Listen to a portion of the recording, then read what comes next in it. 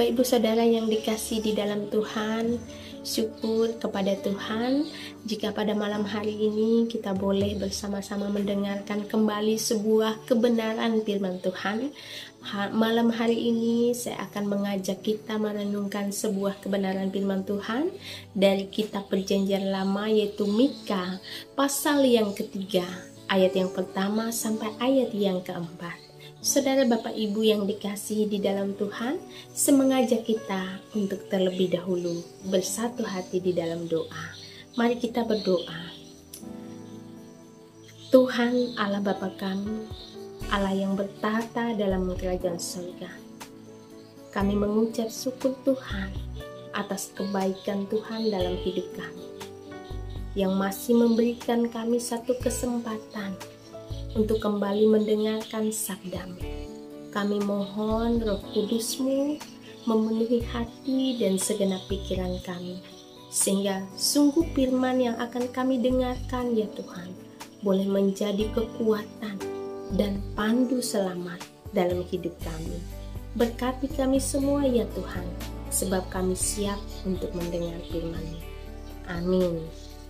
Bapak Ibu Saudara yang dikasihi di dalam Tuhan, tema untuk kita pada malam hari ini, jadilah pemimpin yang benar. Saudara Bapak Ibu yang dikasihi di dalam Tuhan, dalam beberapa bulan ini sempat viral beberapa oknum pemimpin di negeri ini terjerat kasus karena menyalahgunakan kekuasaannya sebagai seorang pemimpin.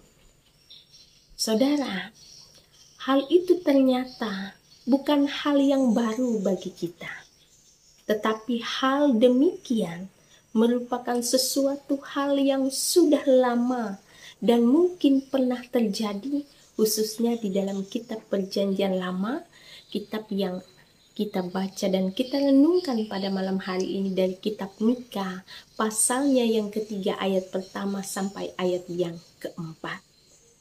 Bapak Ibu Saudara, gambaran tentang seorang pemimpin yang menyalahgunakan kekuasaannya merupakan sebuah gambaran pemimpin-pemimpin Israel yang pernah terjadi di dalam cerita Alkitab, khususnya kitab Mika pasal yang ketiga, di mana Nabi Mika yang pada saat itu sebagai seorang nabi memperingati pemimpin-pemimpin Israel yang menyalahgunakan kekuasaannya. Saat itu Nabi Mika memberikan satu peringatan yang sangat keras dan tegas kepada para pemimpin yang menyalahgunakan kekuasaannya. Nabi Mika mengatakan pada ayat yang keempat bahwa mereka sendirilah nanti akan berseru-seru kepada Tuhan, tetapi Ia tidak menjawab mereka. Ia akan menyembunyikan wajahnya terhadap mereka pada waktu itu, sebab perbuatan mereka. Bapak Ibu Saudara, Nabi Mika mengatakan bahwa Allah tidak akan mendengarkan mereka, dan Allah pun sendiri akan menyembunyikan wajahnya terhadap pemimpin-pemimpin yang telah menyalahgunakan kekuasaannya. Bapak Ibu Saudaraku yang dikasihi dalam Tuhan, lewat renungan firman Tuhan malam hari ini, apa yang bisa kita renungkan? Sesuai dengan tema tadi, jadilah pemimpin yang benar. Saudara, kendati pun kita mendengar ada banyak sekali pemimpin-pemimpin yang menyalahgunakan kekuasaannya, namun kita juga harus belajar menjadi seorang pemimpin yang benar. Pemimpin yang benar. Lewat kitab Mika pasal 3 ayat 1 sampai ayat yang keempat ini, memberikan sebuah gambaran bagi kita 3 hal. Yang pertama, Seorang pemimpin yang benar adalah pemimpin yang berlaku adil dalam mengambil keputusan. Lalu yang kedua, seorang pemimpin yang benar adalah pemimpin yang mencintai kebaikan dan membenci yang namanya kejahatan. Mika pasal yang ketiga ayat yang kedua dikatakan bagi pemimpin-pemimpin yang tidak benar bahwa mereka lebih mencintai kejahatan dan membenci kebaikan. Sedangkan bagi pemimpin yang benar berlaku sebuah hal atau sesuatu hal, kita harus mencintai kebaikan dan membenci kejahatan. Lalu yang ketiga, seorang pemimpin yang benar adalah pemimpin yang menyuarakan suara kebenaran.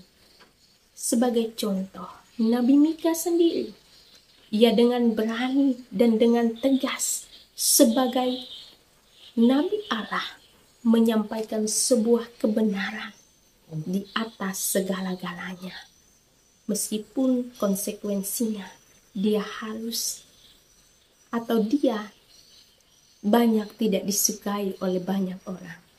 Bapak ibu saudaraku yang dikasihi di dalam Tuhan, mari kita belajar menjadi pemimpin yang benar. Kenapa? Seorang pemimpin yang benar, maka ia akan dikasihi oleh Tuhan. Bukan dikasihi dan disukai oleh manusia, tetapi ia disukai dan dikasihi oleh Tuhan Allah sendiri. Mari kita belajar, meskipun ketika kita memilih jalan menjadi seorang pemimpin yang benar, kita banyak tidak disukai oleh orang. Tetapi mari kita belajar untuk terlebih lagi disukai dan dicintai oleh Tuhan Allah sendiri. Tuhan Yesus memberkati. Tuhan Yesus memampukan kita semua jemaat Tuhan untuk menjadi seorang pribadi, seorang pemimpin yang benar di mata Tuhan. Mari kita bersatu di dalam doa. Tuhan, Allah Bapa kami, Allah yang bertata dalam kerajaan surga, kami bersyukur malam hari ini boleh diingatkan oleh firman-Mu supaya kami dapat menjadi pemimpin yang benar di mata Tuhan. Karena kami menyadari bahwa di tengah-tengah dunia ini ada banyak sekali pemimpin-pemimpin. Namun kami mau belajar ya Tuhan, bukan menjadi pemimpin-pemimpin yang sembarangan.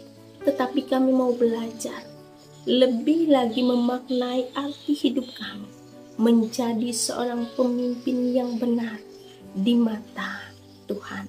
Mampukan kami Tuhan untuk melaksanakan firman-Mu ini. Di dalam nama Tuhan kami Yesus Kristus, Tuhan dan Juru Selamat kami. Amin. Salam.